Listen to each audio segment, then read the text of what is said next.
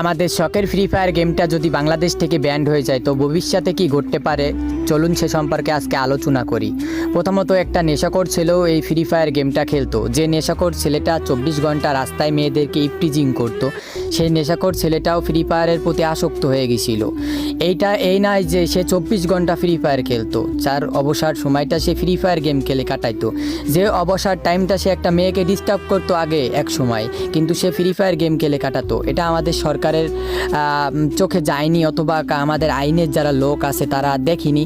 তো এই ভালো দিকগুলো তারা কখনোই দেখিনি। যে ছেলেটা নেশায় আসক্ত ছিল সেই ছেলেটাও ফ্রি ফায়ারে আসক্ত। একটা স্টুডেন্ট যেখানে প্রেম করতো, আজে বাজে সম্পর্ক করতো, সেই স্টুডেন্টটাও ভালো হয়ে ফ্রি ফায়ার গেম খেলতো তার অবসর টাইমে।